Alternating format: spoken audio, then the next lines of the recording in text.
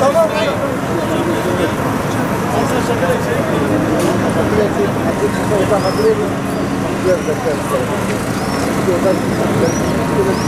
Mineşşeytanirracim.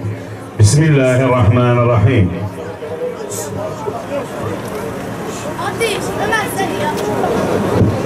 Bismillah.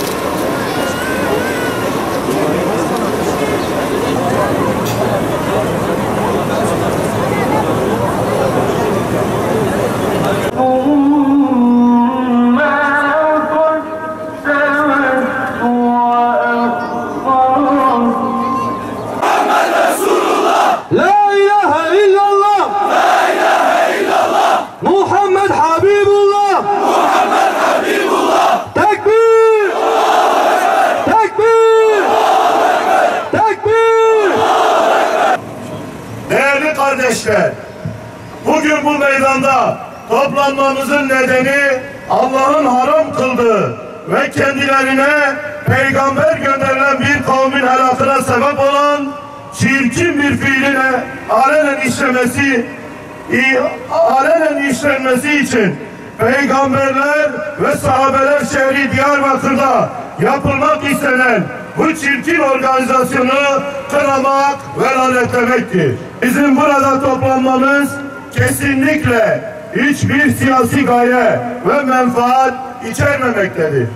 Bilakis Rabbimizin Kur'an'da açıkça haram olduğunu beyan buyurduğu ve sırf bu yüzden bir kavmi helak ettiği çirkin ve rezil bir organizasyonun karşısında Müslümanca bir tavır ortaya koymak için yapılan işin yanlış olduğu konusunda HDK ve bileşenlerine uyarıda bulunmak ve Rabbimizin huzurunda bu rezil etkinliği yapanlardan beri olduğumuzu haykırmaktır.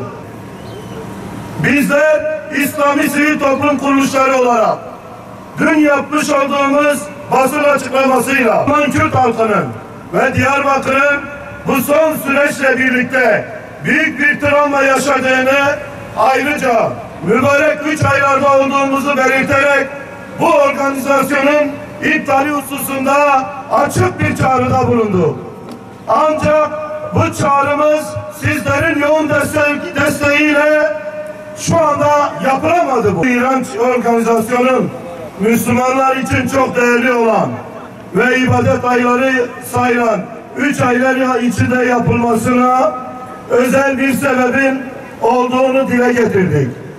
Yapılan çağrımızda bu etkinliğin Müslüman halkı için açık bir şekilde Müslüman halkı provoke etmeye çalışmak olduğunu dile getirdik. Anlaşılan o ki Kürtler can derdine düşmüşken HDK, DBP ve bileşenleri LGBTİ derdine düşmüşler. Bölgede bunca ölüm, göç, yıkım, kaos varken Diyarbakır gibi bir yerde travesti hakları endişesi içindeler.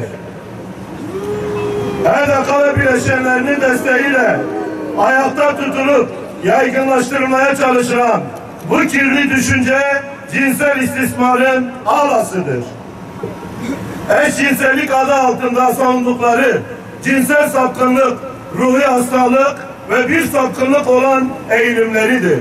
Cinsel istismar, cinsel sapkınlık, ruhi hastalık, eğilim veya sapkınlıkları hiç kimse özgürlük adı altında Kürtlere pazarlamaya çalışmamalıdır. Biz HDK ve bileşenleri sapkın LGBTİ düşüncesini Kürtler arasında asla meşrulaştıramayacaksınız. Kürtler Müslümandır ve peygamberler, sahabeler şehri güzel Diyarbakır'da LGBTİ paneli düzenlemek İslam'a açıkça düşmanlıktır. Kur'ani değerlere hakarettir. Sizler bunları yaparak gelecekte kendi çocuklarınızın da Allah muhafaza bu hastalıklara müptela olmalarına sebep olacaksınız.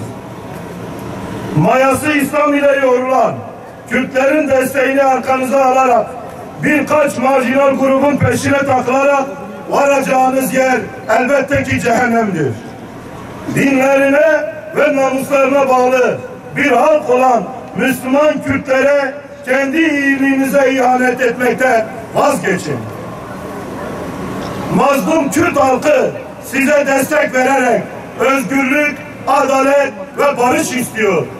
Siz ise bu desteği rezillik, ahlaksızlık, aile değerlerini yok etme, travesti hakları, Allah'ın haram kıldığı fiil ve eylemlerin Kürdistan'da yayılması için kullanıyorsunuz.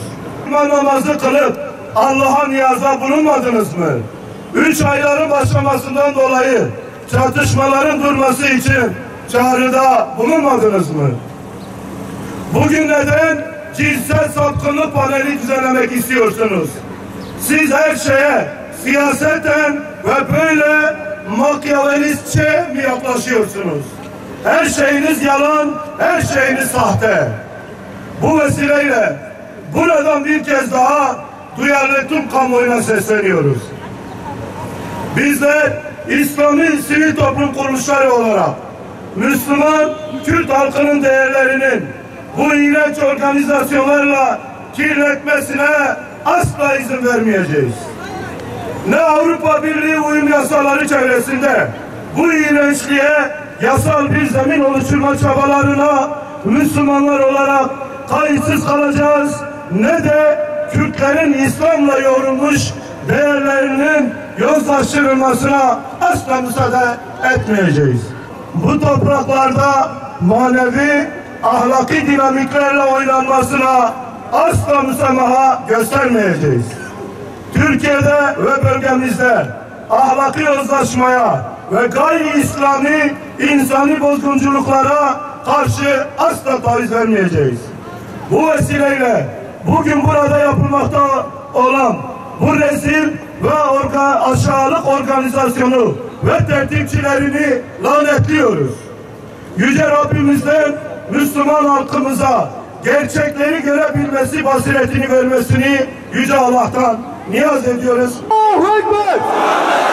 Allahu Ekber!